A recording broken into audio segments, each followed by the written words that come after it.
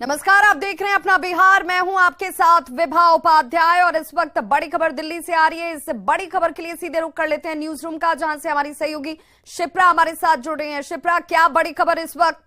बिल्कुल विभा, एक बड़ी खबर दिल्ली से सामने आ रही है जो दर्शकों को बता दें कि बिहार में जातीय गणना मामले पर यह बड़ी जानकारी अभी सामने आ रही है।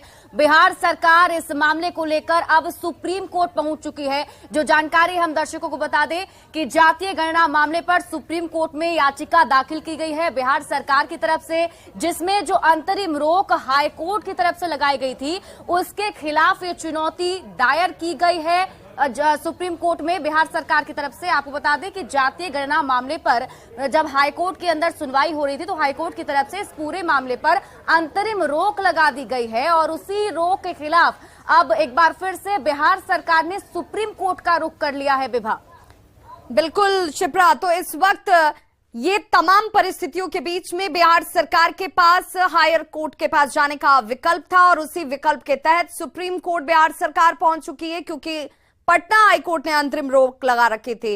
और दिल्ली से हमारे सहयोगी सुशील पांडे हमारे साथ जुड़ चुके हैं और सुशील से ही जान लेते हैं। सुशील, इस वक्त बिहार सरकार का सुप्रीम कोर्ट तक जाना, क्योंकि जातीय गणना को बिहार सरकार बहुत ज्यादा महत्व देते हुए इस दिशा में काफी आगे बढ़ रही थी, लेकिन अचानक से इस पर अंतरिम रोक लग जाती है। ऐसे में सुप्रीम कोर्ट पर अब निगाहें टिकी होंगी बिहार सरकार की। जी देखिए, साफ तौर से बिहार जातीय गणना के आधार पर बिहार सरकार की तरफ से जो फिलहाल पटना हाई कोर्ट में इस मामले पर सुनवाई चली और उस पर अंतरिम रोक लगाई गई, अब उसी फैसले के खिलाफ बिहार सरकार ने अपने सरकारी वकील मनीष सिंह के माध्यम से सुप्रीम कोर्ट में एक अर्जी दाखिल की है। पटना हाई कोर्ट के उस फैसले को सुप्रीम कोर्ट में चुनौती दी गई है और ये कहा गया है कि पटना हाई कोर्ट के फैसले की समीक्षा सुप्रीम कोर्ट करे, क्योंकि 80% जातीय गणना बिहार सरकार के द्वारा पूरी कर ली गई है और बिहार सरकार ने नियमों के आधार पर ही बिहार में जातीय गणना जो है उसकी शुरुआत की है। और ऐसे में जिस तरह फिलहाल ये रोक पटना हाई कोर्ट के द्वारा लगाई गई है उसमें बिहार सरकार के तमाम जो पक्ष हैं उनको नहीं सुना गया है, लिहाजा इस पूरे फैसले की समीक्षा देश की सबसे बड़ी अदालत सुशील, क्योंकि बार बार बिहार सरकार की तरफ से ये ग्राउंड दिया जाता रहा, कहा जाता रहा कि जो याचिकाकर्ता बन के गए पटना हाई कोर्ट में, वो याचिकाकर्ता दरअसल में बीजेपी से जुड़े हुए लोग हैं और कहीं ना कहीं यहां पर राजनीति के तौर पर इस पर अंतरिम रोक लगाने के लिए याचिका दायर की गई थी।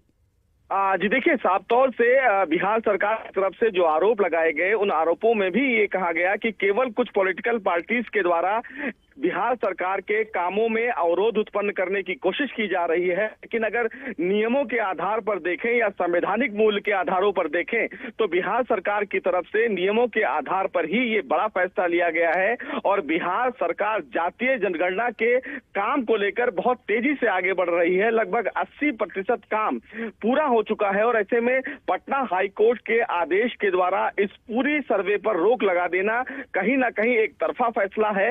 लिहाजा supreme court Patna high court के फैसले की समीक्षा करे और सुप्रीम कोर्ट इस पूरे मामले में कोई अहम आदेश जारी करे। तो अब ये कोई तारीख तय की गई है? जी देखिए, अभी फिलहाल ये याचिका सुप्रीम कोर्ट में दाखिल की गई है। संभवतः बिहार सरकार की तरफ से कल सुप्रीम कोर्ट में इस याचिका पर जल्द सुनवाई की मांग की जा सकती है, उसके बाद सुनवाई की तारीख तय की जाएगी। लेकिन फिलहाल बड़ी खबर यही है कि बिहार सरकार की तरफ से पटना हाई कोर्ट के उस फैसले को सुप्रीम कोर्ट में चुनौती दी गई है, जिस फैसले में पटना हाई कोर्ट ने बिहार जातीय गणना के सर्वे पर अंतरिम रोक लगा दिया था। बहुत बहुत शुक्रिया सुशील पांडे इस तमाम जानकारी के लिए। तो बिहार सरकार अब सुप्रीम कोर्ट पहुंच चुकी है, जिसकी बात बार बार कही जा रही थी कि हम हायर अथॉरिटी तक भी जाएंगे, वहां पर जाकर अपनी बात को रखेंगे कि आखिर जब नियमों के तहत ही जातीय गणना कराई जा रही थी तब इस पर अंतरिम रोक लगाना उचित नहीं। और ऐसे में अब सुप्रीम कोर्ट इस पर जब सुनवाई करेगा, क्या कुछ आदेश सुप्रीम कोर्ट का होता है, ये देखना बेहद महत्वपूर्ण।